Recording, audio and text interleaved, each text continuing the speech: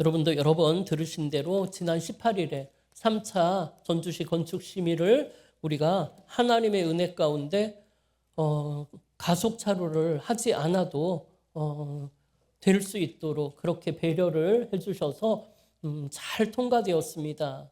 이를 위하여 함께 기도해 주시고 이 모양 저 모양으로 애써 주셔서 너무나 감사드리고 모든 영광을 우리 하나님께 우리 감사의 박수로 한번 올려드립시다. 할렐루야.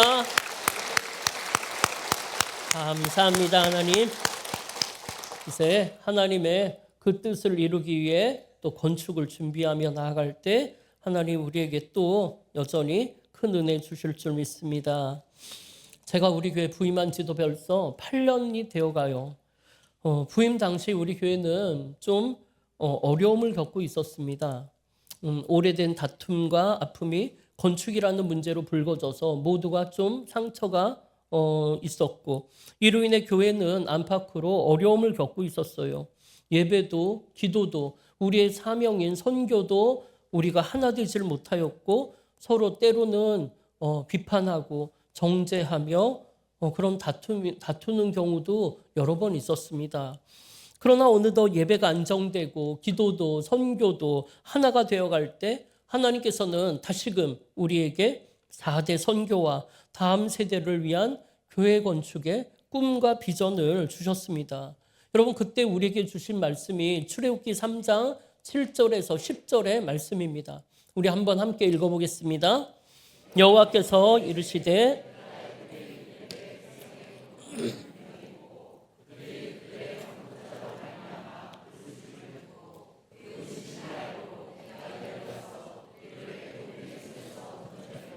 그들을 그 땅에서 인도하여 아름답고 광대한 땅, 젖과 꿀이 흐르는 땅, 곧 가나안 족속, 헷 족속, 아모리 족속, 브리스 족속, 히위 족속, 여부스 족속의 지방에 데려가려 부르짖음이 내게 달하고 애굽 사람이 그들을 괴롭히는 학대도 내가 보았으니 이제 내가 너를 바로에게 보내어 너에게 내 백성 이스라엘 자손을 애굽에서 인도하여 내게 하리라. 아멘. 사랑하는 여러분, 지금 이 땅을 살아가는 사람들은 비단 젊은이들, 다음 세대뿐만이 아니라 모든 사람들이 마치 애굽의 종노릇하던 그 이스라엘 백성들처럼 하나님을 점점 잃어버린 채 애국과 같은 세상의 노예가 되어 그 세상에 물들어 그 세상이 시키는 대로 그 물살에 휩쓸려 가고 있고 정말 돈이라는 우상에 매여서 그 고통과 눈물이 이루 말할 수가 없고 이에 그들의 눈물과 부르짖음을 들으신 하나님께서는 선교의 사명자로 달려가는 우리 교회에게 이 십자가를 부탁하시면서 4대 선교를 온전히 감당케 하기 위해 그들을 다시 부흥의 세대, 선교의 세대로 만들어서 열방을 향해 복음 들고 사랑 들고 달려가게 하시겠다며 교회 건축의 꿈과 비전을 우리에게 말씀하여 주신 것입니다. 여러분 지난주에 말씀드린 것처럼 지금 세상 사람들은 특별히 이 땅을 살아가는 청년들과 다음 세대들에게는 안전한 우리가 없습니다. 그냥 그들은 세상의 무방비 상태로 노출되어 있어요. 이에 우리가 그들에게 마음 편히 쉴 수 있는 곳, 지친 마음을 내려놓고 정말 위로받고 회복하고 선한 목자이신 예수님을 깊이 만나고 하늘의 꿈을 가질 수 있는 안전한 우리가 되라고 부탁하고 계신 거예요. 그렇지만 여러분 아무리 하나님께서 그런 말씀으로 꿈과 비전을 주셨다 해도 교회를 건축한다는 것은 결코 쉬운 일이 아니었습니다. 왜냐하면 우리 교회는 특별히 60% 이상의 선교비를 여전히 감당하면서 건축을 해야 하니까 이건 엄두가 나질 않더라고요. 그런데 그때 하나님께서는 봄 부흥회에 오신 이동호 목사님의 설교를 통해서 빌립보서 4장 19절의 말씀, 나의 하나님이 그리스도 예수 안에서 영광 가운데 그 풍성한 대로 너희 모든 쓸 것을 채워주시리라. 이 말씀을 통해서 우리에게 힘을 주셨고 이에 공동의 안건으로 이걸 내고 예전에 이미 건축하기로 우리가 결의는 되어 있었지만 이를 재결의함으로 4대 선교와 다음 세대를 위한 교회 건축의 꿈을 본격적으로 준비하며 달려가게 하신 거예요. 그런데 여러분 그렇게 하나님이 꿈을 주셨음에도 불구하고 이 과정은 정말 험난한 항해의 여정이었습니다. 사실 뭐 하나 쉬운 일이 없었어요. 모두가 다 어려웠어요. 건축위원회와 당회는 그리고 교육부 부장단이 모여서 정말 수없이 많은 회의를 했고, 그래서 우리에게 가장 적합한 정말 그 반경 1km 안에 학교가 14개나 있는 그런 땅을 허락하셨고, 또 설계를 통해서 하나님의 그 꿈을 이루는 그 표현을 할 수 있는 귀한 설계를 이루어냈지만, 여러분 이 과정도 정말 하나하나가 쉽지 않았습니다. 그런데 그것보다 이 건축 심의를 준비하는 이 과정은 정말 힘이 들었어요. 무려 1년이나 이 과정을 겪어야만 했습니다. 그럼에도 불구하고 결국 1차에 보류되고 2차에도 보류되고, 그럴 때마다 하나님께 묻고 또 물었어요. 이게 하나님이 주신 꿈이라면 어떻게 이럴 수가 있습니까? 이게 하나님이 주신 꿈이 아니라는 건가요? 우리가 잘못 가고 있는 겁니까? 정말 묻고 또 물었어요. 그러나 우리 하나님은 더 확실하고 명확한 말씀으로 이 길을 인도하고 계심을 느끼게 하는데, 그러니까 이게 더 혼란스럽고 더 힘든 거예요. 아니 이게 맞다면 왜 1차를 그렇게 떨어뜨리고 2차 심의를 또 떨어뜨리고 결국 우리를 이렇게 벼랑 끝까지 몰고 가셔야만 하냐고. 그냥 순적히 빨리빨리 이루시면 안 되냐고. 어차피 이거를 이렇게 통과시켜 주실 거였으면서. 그런 마음으로 정말 하나님은 왜 이런 식으로 매번 일을 하시는지 이해할 수 없는 그 마음으로 정말 하루하루를 지내게 되었어요.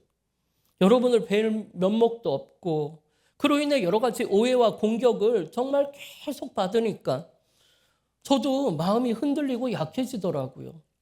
그러나 그때마다 하나님께서 여러 가지 말씀으로 또 힘을 주셨지만, 불현듯 고린도전서 13장 12절에서 13절의 말씀이 생각나게 되었어요. 여러분 함께 읽어보겠습니다. 우리가 지금은 거울을 보는 것 같이 희미하나 얼굴과 얼굴을 대하여 볼 것이요, 지금은 내가 부분적으로 아나 그때에는 주께서 나를 아신 것 같이 내가 온전히 알리라. 그런즉 믿음, 소망, 사랑 이 세 가지는 항상 있을 것인데 그 중에 제일은 사랑이라. 아멘. 여러분 지금은 모든 것이 희미해 보여요. 그리고 우리가 아는 게 다 각자가 부분적으로 알고 있어요. 저조차도 그래요. 그럼에도 불구하고 우리가 하나님이 주신 그 말씀을 붙잡고 하루하루 따라가다 보면 결국에는 언젠가는 얼굴과 얼굴을 대하듯이 선명하게 보이는 날이 오리라 확신하고, 그래서 미움도 원망도 속상함도 절망도 답답함도 다 내려놓고 모든 건축의 과정을 믿음과 소망 그리고 오직 사랑으로 끝까지 내가 걸어가야겠다, 그렇게 다짐하고 또 다짐한 거예요. 여러분도 하나에서 10까지 다 아는 사람은 우리 중에 아무도 없습니다. 저도 그래요. 어떻게 하나님의 그 놀라운 뜻을 우리가 다 알 수가 있겠어요? 그럼에도 불구하고 이 안개 속에서 그 길을 그렇게 인도하시는 그 하나님을 우리는 따라가느라고 답답하죠. 답답한 부분도 있고 좀 속 시원히 알았으면 좋겠다라고 생각도 하시겠지만, 여러분 그런 모든 마음을 내려놓고 오직 믿음과 소망 그리고 십자가의 사랑으로 여러분 다시금 열과 오를 맞춰서 마지막까지 그럼 끝까지 함께 달려가시기를 주님의 이름으로 축원합니다. 그럴 때 여러분 마지막 날이 되면 모든 안개가 걷히면 이것 때문에 하나님이 이 길로 여기까지 우리를 인도하셨구나. 여러분 그걸 알게 되는 날 오직 믿음만이 소망만이 사랑만이 남아있을 때 여러분 그 예배당에 모여서 정말 두 손 들어 하나님께 찬양과 영광 올려드리는 그날에 여러분 한 명도 낙오하지 않고 그곳에서 다 같이 만나는 축복이 있기를 주님의 이름으로 축원합니다. 하나님 우리에게 큰 은혜 주실 줄 믿습니다. 여러분 지난번에 예수님께서는 영적으로 눈먼 유대 지도자들에게 선한 목자의 이야기를 하셨어요.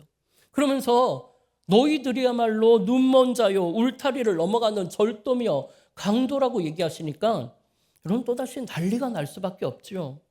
이 오늘 본문 바로 앞에 요한복음 10장 19절에서 20절을 한번 보세요. 함께 읽겠습니다. 이 말씀으로 말미암아 유대인 중에 다시 분쟁이 일어나니 그 중에 많은 사람이 말하되 그가 귀신 들려 미쳤거늘 어찌하여 그 말을 듣느냐 하며, 여러분 예수님의 말씀으로 거기에 있던 사람들 사이에 막 분쟁이 일어난 거예요. 싸움이 일어난 거예요. 그런데 대부분의 많은 사람들이 예수님이 귀신 들려 미쳤다라고 얘기합니다. 그래서 왜 미친 사람 소리를 듣고 있느냐고 그렇게 소리쳤다는 거예요. 그럼 여러분 주님이 그때 하신 말씀이 무엇이었어요? 여러분 그거는 무엇이 잘 사는 것인지도 모른 채 어둠 속에 익숙해진 채로 정말 어디로 가야 할지도 알지 못한 채 공허한 인생을 살아가는 그 사람들에게 나는 세상의 빛이요 나는 양의 문이며 나는 양을 위하여 목숨을 버리는 선한 목자라고 말씀하시는 것이 영적으로 눈먼 그들에게는 미친 사람 소리처럼 들리더라는 거예요. 그러나 여러분 21절에 보면 그래도 어떤 이들은 이 말은 귀신 들린 자의 말이 아니라고, 그가 귀신 들렸다면 어떻게 소경이 죄사함을 받고 눈을 뜰 수가 있었겠냐고 주장을 하는 거예요. 이렇게 어떤 이들은 실로암에서 눈 뜬 사람의 그 사건이 단순히 육체적으로 눈을 뜨게 한 것이 아니라 영적으로 눈을 떠 거듭난 인생을 살게 하셨다는 것을 확신 가운데 알게 된 거예요. 그럼 여러분 그들이 그걸 어떻게 알았습니까? 여러분 그건 당연히 그 눈뜬 자의 변화된 모습, 거듭난 인생 때문 아니겠습니까? 여러분 출교당할 것을 두려워하지 않고 하나님이 그를 통해 나타내시고자 하는 일을 증거하며 예수를 그리스도라고 주저없이 증언하며 담대하게 주님을 따라가는 그의 그 거듭난 삶, 그 변화된 삶을 보고 이건 귀신 들린 자가 할 수 있는 일이 아니라고 확신한 거예요. 그럼 여러분 어떻습니까? 여러분 지금 우리 주위에도 우리 안에도 예수님 만나고 변화된 인생, 거듭난 삶을 살아가는 사람이 이 중에도 정말 많이 있습니다. 그럼 그런 사람들을 보면서 여러분은 예수님이야말로 세상의 빛이라고, 우리를 모든 죄와 사망으로부터 자유케 하시는 진리라고, 우리를 위해 목숨을 내어주시는 선한 목자라고, 나를 구원하신 그리스도라고 여러분은 말할 수 있겠습니까? 아니면 그 시각장애인의 부모처럼 출교당할 것을 두려워하며 그 증언을 외면하시겠습니까? 사랑하는 여러분, 날 구원하신 예수님은 증명의 대상이 아니라 믿음의 대상이라는 것을 기억하시기 바라요. 이 우리는 날 위해 십자가 지신 예수님을 우리의 작은 지식으로 증명하려고 하지 말고 변화된 우리의 삶을 통해, 거듭난 우리의 삶을 통해 하나님이 나에게 하신 일을 증언하는 증인의 삶을 살아가시기를 주님의 이름으로 축원합니다. 이 오늘 주님께서는 그 추운 겨울에 수전절 축제 기간에 솔로몬 행각에 계셨다고 해요. 여러분 솔로몬 행각은 이 벽이 없고 기둥만 있고 지붕만 올린 행각이에요. 이 주님은 그 솔로몬 행각에서 한겨울에 그 찬바람을 맞으면서 한 영혼이라도 더 구원하기 위해 애를 쓰고 계셨던 거예요. 그럼 여러분 이때가 수전절이라고 하는데, 여러분 수전절이 어떤 명절인지 아십니까? 여러분 이건 구약에는 나오지 않는 명절이에요. 기원전 2세기에 시리아의 왕이었던 안티오코스 4세가 예루살렘을 쳐들어온 적이 있습니다. 그래갖고 8만 명의 유대인들을 죽이고 수많은 사람들을 포로로 잡아갔어요. 그리고 나서 예루살렘 성전을 부수고 성전 안에 제우스 신상을 떡하니 세우고 하나님께 제사드리던 그 제단 위에 유대인들이 부정하게 여기던 돼지를 올려 제사 지내게 하는 등 성전을 더럽히고 하나님을 모욕했어요. 그런데 그들의 만행은 거기서 그치지 않고 누군가 율법책을 숨겨놓고 있거나 아니면 아들이 태어났을 때 할례를 행하는 사람이 있으면 그런 사람들을 잡아다가 십자가에 못 박아 죽였어요. 그 폭력과 모욕의 세월이 5년, 6년이 계속되었어요. 이에 그 절망과 그 아픔과 눈물, 그 분노가 결국 폭발해서 레위 지파의 제사장 가문에 마카비라는 사람이 사람들을 모아 혁명을 일으킨 거예요. 그게 그 유명한 마카비 혁명이잖아요. 그래서 시리아 모든 군대를 몰아내고 더럽혀진 성전을 새롭게 수축하고 그 성전을 봉헌하는 일이 일어난 거예요. 그래서 이스라엘 사람들은 이날을 봉헌절, 수전절이라고 부르고 빛의 축제라는 별칭답게 8일 동안 하루에 초를 하나씩 켜면서 하나님께 경배하며 축제를 즐기는 거예요. 이에 그 수전절에 그 초를 밝히던 빛의 축제 가운데 세상의 빛으로 오신 예수님이 거기에 성전에 계셨던 거예요. 여러분, 이게 무엇을 의미합니까? 여러분, 빛 대신 주님 앞에 자신의 그 더럽혀진 세상에 더럽혀진 신앙을 돌아보게 하시는 것 아니겠습니까? 그렇다면 여러분은 세상에 물들어 변질된 신앙의 모습이 없으십니까? 그래서 되찾고 싶은 그 신앙, 회복하고 싶은 신앙의 모습이 없으십니까? 여러분은 처음 십자가의 은혜와 사랑을 체험했을 때 그 뜨거움을 회복하고 싶지 않으십니까? 체험하고 싶지 않으십니까? 때로는 다시 예전처럼 그렇게 뜨겁게 기도하고 싶은데 그거에 잘 안 되시는 분은 없으신가요? 여러분, 새 성전을 지으면 거기에는 아무것도 방해받지 않고 개인적으로 언제든지 부르짖어 기도할 수 있는 기도구리, 개인 기도방이 9개나 만들어져요. 작은 기도방에 십자가 앞에 무릎을 딱 꿇고 앉았을 때 여러분, 그때 하나님이 나를 꼭 안아주시는 것처럼 내가 너를 잘 안다, 걱정하지 마라, 잘 왔다고 그렇게 나를 꼭 안아주시는 하나님의 한없는 사랑을 느끼게 될 거예요. 여러분 중에는 찬양의 뜨거움을 다시 회복하고 싶으신 분은 없으십니까? 또 헌신봉사하면서 기쁨이 넘쳤던 신앙, 그거 회복하고 싶지 않으신가요? 새벽 기도의 영성을 회복하고 가정 예배를 회복하고 섬김의 신앙을 회복하고 여러분, 정말 되찾고 싶고 회복하고 싶은 신앙이 한두 가지가 아니에요. 이에 그런 우리를 회복시키시려고 오늘 주님께서는 그 추운 겨울날 그 수전절에 솔로몬 행각에 서 계셨던 거예요.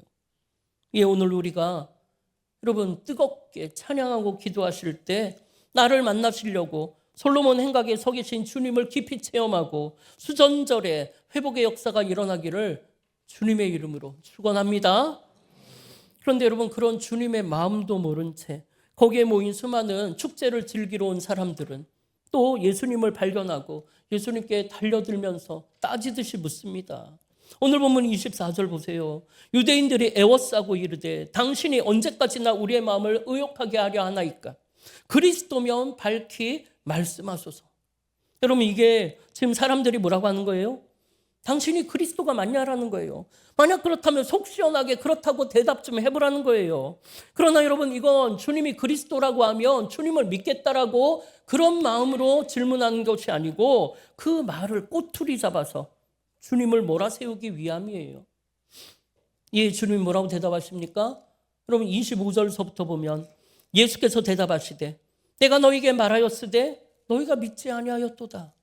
내가 내 아버지의 이름으로 행하는 일들이 나를 증언하는 것이거늘 너희가 내 양이 아니므로 믿지 아니하는도다. 내 양은 내 음성을 들으며 나는 그들을 알며 그들은 나를 따르느니라.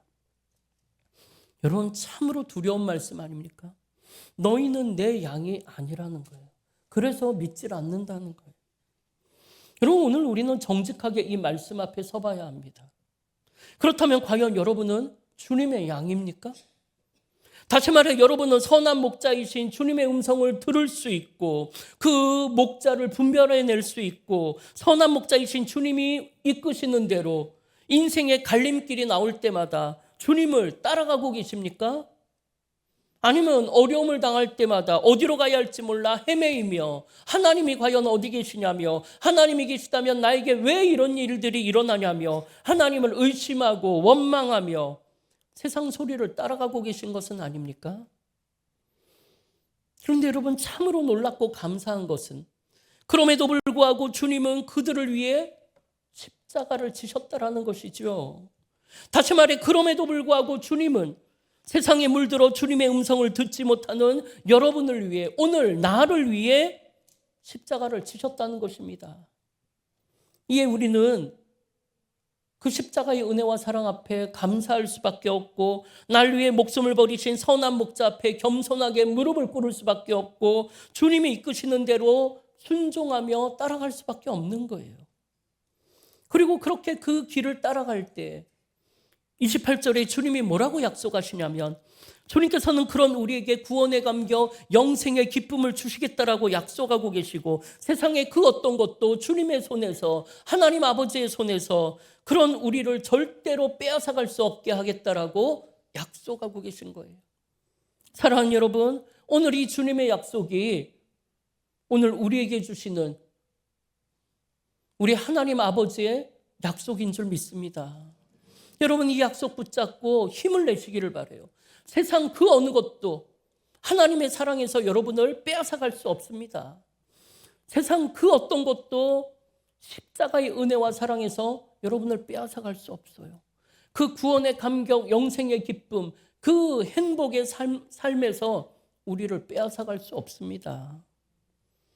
그래서 여러분, 어두움에 물들어 세상 소리에 흔들리던 여러분의 믿음이 있다면, 여러분 오늘 완전히 회복되기를 주님의 이름으로 축원합니다.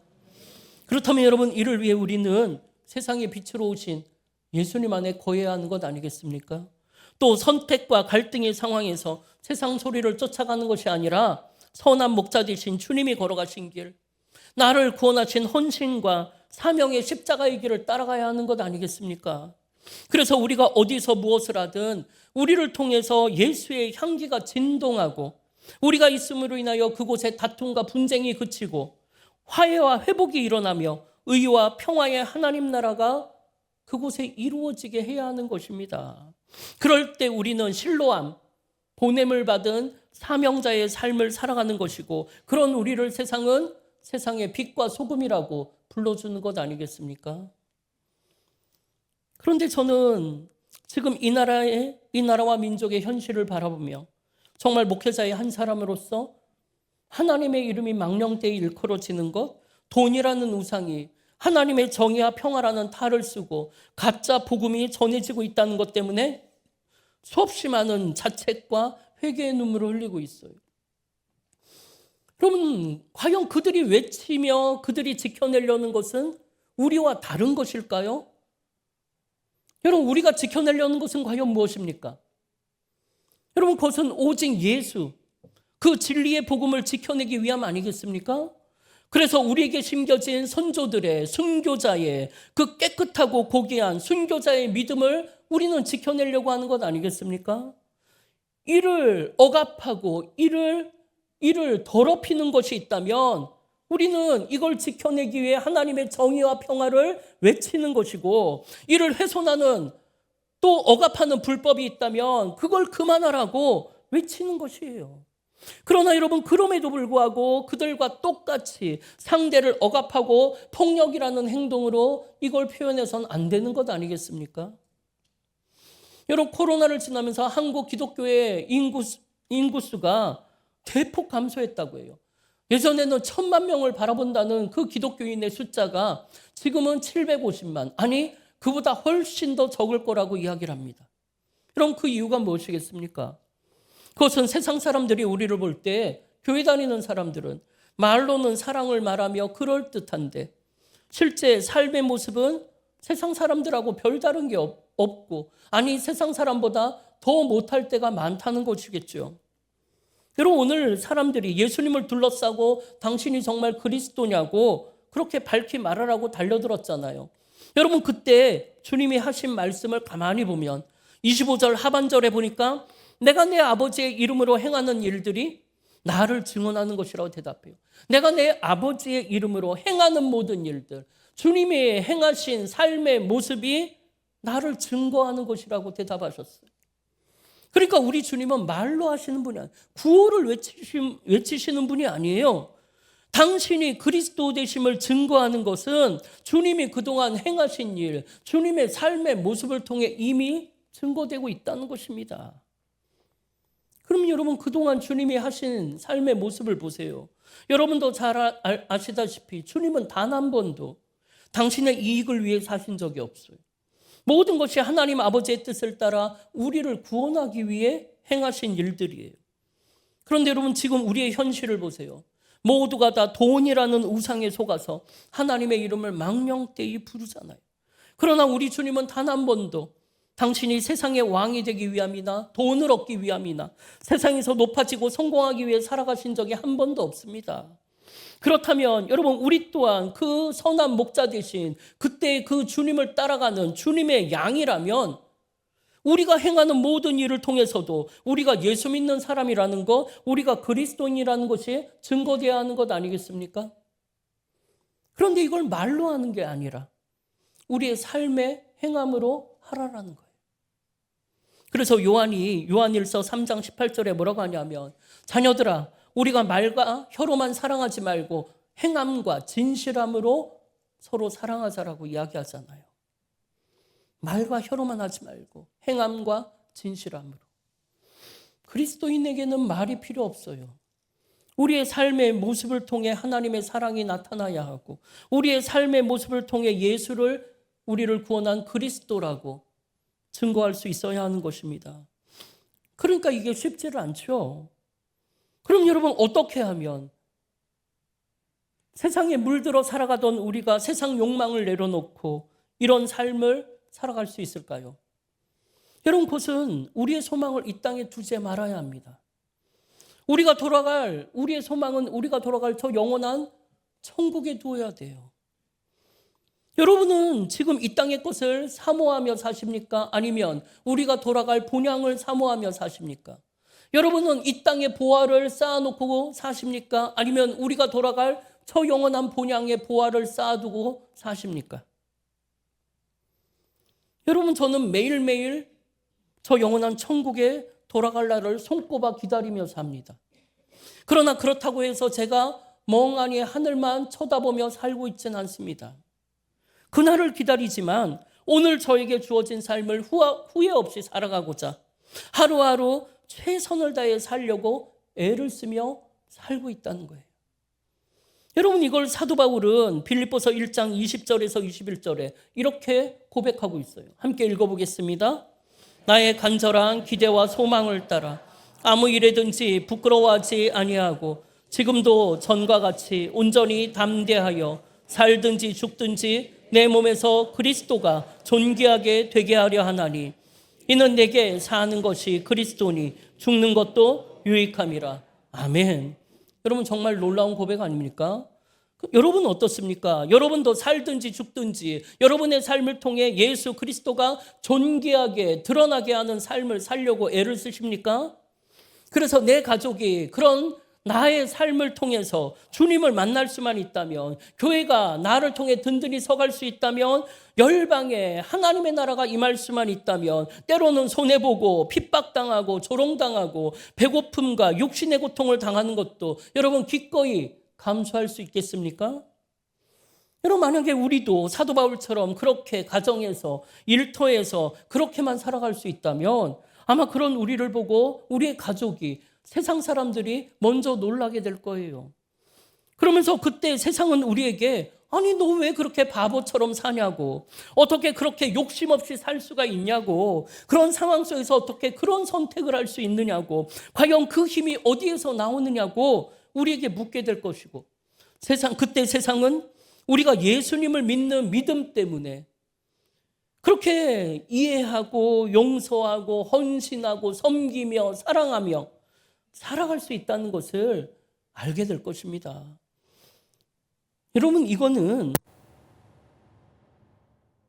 주님이 주시겠다 약속하신 영원한 생명을 얻은 자만이 가능한 삶 아니겠습니까? 그래서 구원의 감격, 영생의 기쁨으로 세상을 바라보지 않고 세상을 부러워하지 않고 영원한 나라를 바라보는 자만이 할 수 있는 삶 아니겠습니까? 그런 우리를 세상의 그 어떤 것도 빼앗아갈 수 없다는 것을 내가 확신 가운데, 내가 믿을 때 그렇게 살아갈 수 있는 것 아니겠습니까? 여러분, 그 길을 인도하시는 선한 목자 되신 예수님이 여전히 오늘도 여러분을 인도하고 계십니다. 그렇다면 여러분은 영적으로 눈먼 그때의 유대인들처럼 세상에 기적을 보여줘야 내가 믿겠다, 세상에 기적 같은 일이 나에게 일어나야 예수가 그리스도라는 것을 내가 믿겠다, 그렇게 달려드시겠습니까? 아니면 선한 목자의 음성을 듣고 분별하며 주님의 양으로서 주님이 어디로 인도하시든 주의 길을 순종하며 따라가시겠습니까? 여러분, 우리의 인생이라는 것이 한 치 앞도 보이지 않는 안개와 같은 세상을 걷는 것이라는데, 이때 우리를 선히 인도하시는 빛 대신 주님, 선한 목자이신 주님의 음성을 들으시고 여러분, 그 길을 믿음으로 따라가시기를 바랍니다. 그러면 우리를 위해 목숨까지 내어주시는 선한 목자이신 주님께서 우리에게 영생의 기쁨을 주실 것이고 우리를 친히 인도하실 것입니다. 예, 이번 한 주간 여러분, 안개와 같이 사라질 이 세상에 미련이나 욕심을 부리지 말고 주님이 주신 구원의 감격, 영생의 기쁨을 회복하고 우리가 돌아갈 저 영원한 본향을 향해 믿음으로 달려가시기를 주님의 이름으로 축원합니다. 우리 이 시간 함께 결단하며 찬양하실 때 여러분, 어떤 어려움이 있어도 믿음만이 남아야 돼요. 이 찬양 드릴 때 여러분, 그런 믿음의 고백이 있기를 바랍니다.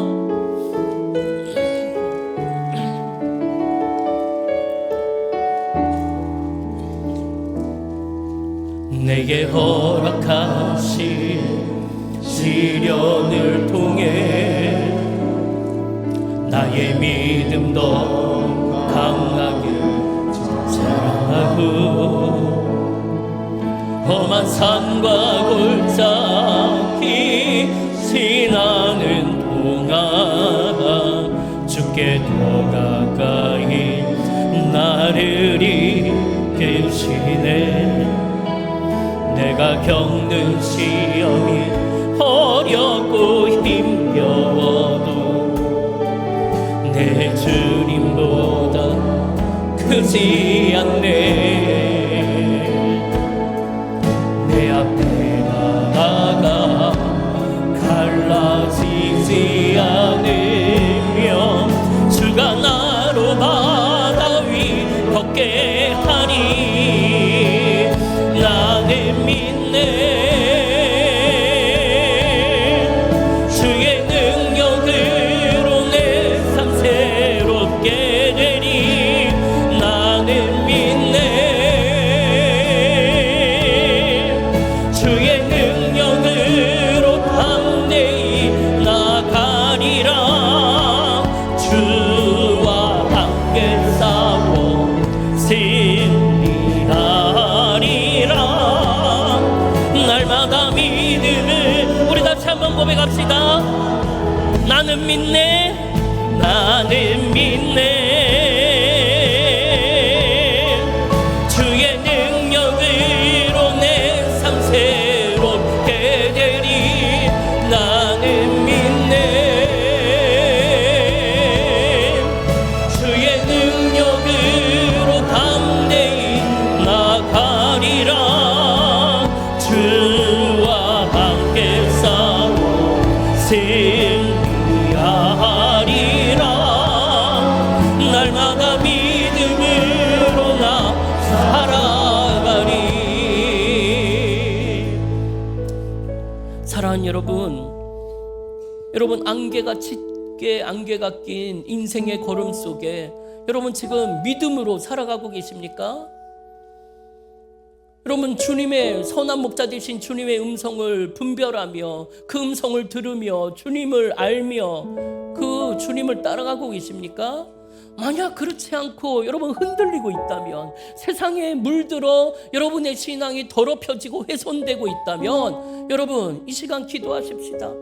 하나님, 수전절에 그 회복의 역사가 나에게 일어나게 해달라고. 그래서 이 안개 속에 하나님, 빛 대신 주님을 발견하고 선한 목자 되신 주님의 음성을 듣고 그 길을 믿음으로 따라가게 해달라고. 아멘. 그래서 하나님, 이 모든 안개가 걷혔을 때 오직 믿음과 소망과 사랑만으로 오직 하나님의 뜻을 이루게 해달라고. 이 시간 주의 이름을 한번 부르며 우리 합심으로 기도하겠습니다.